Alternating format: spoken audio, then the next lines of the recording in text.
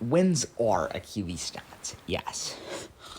In one of football's greatest debates that has been taking place for decades, it is time to answer the facts. Wins are a legitimate quarterback stat.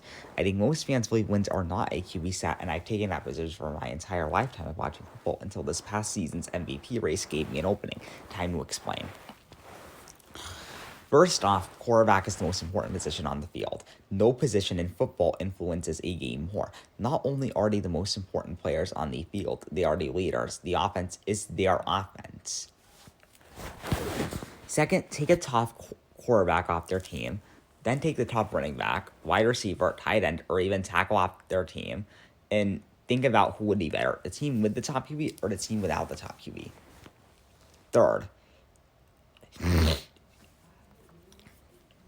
usually whenever third down and anything more than, say, 3rd and 2 comes up, it's because the run game could not do enough, and now it's the passing offense led by the quarterback's job to keep the drive going.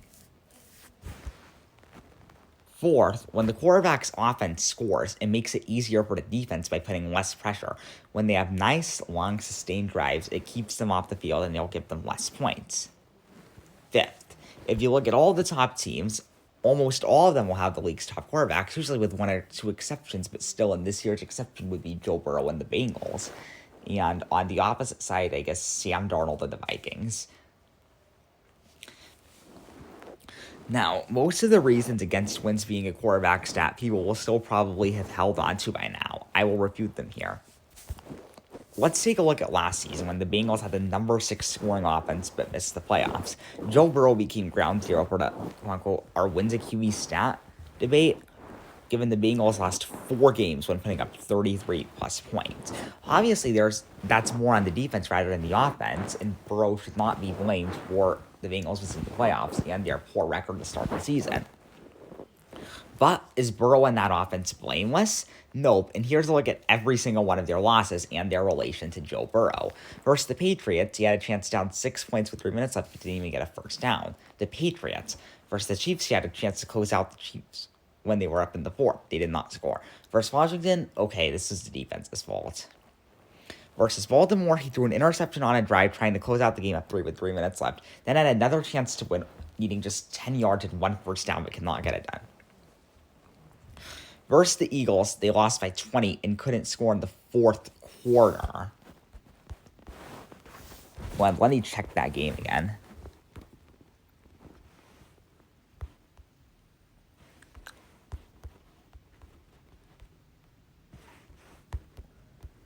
It was a close game up until the 4th quarter, but Burrow and the offense collapsed while the Eagles kept scoring. 17-17 middle of the 3rd. Versus Baltimore, he played well, but botched the 2-point conversion at the end. Versus the Chargers, he had a chance to score with 1 minute left, but he did not.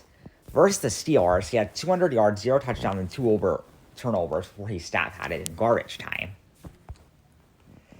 So him and that offense are not completely blameless. Clutchness is a big factor to evaluate quarterbacks. While it's mostly on the Bengals defense, Burrow's record should be slightly held against him to at least some sort of extent. While yes, you need context, you can do this for practically every stat. However, they are only completely invalidate wins to so many people. They're usually just excuses because Mahomes, Brady, Peyton, and even Eli Manning have taken some bum defenses to the Super Bowl.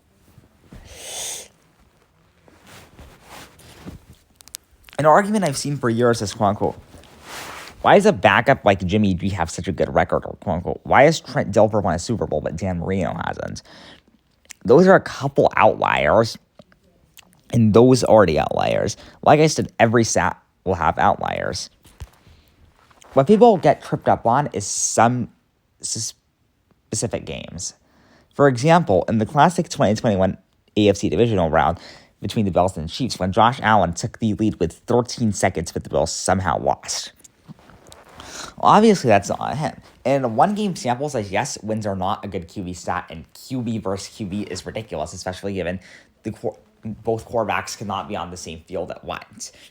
But across a large sample size, they are a very accurate stat. Stats are good across a large sample size, and the excuses just have to stop at some sort of point. That concludes it for me. Wins are, in my opinion, a representative QB stats just like passing yards, passing touchdowns, interceptions, etc. are the end.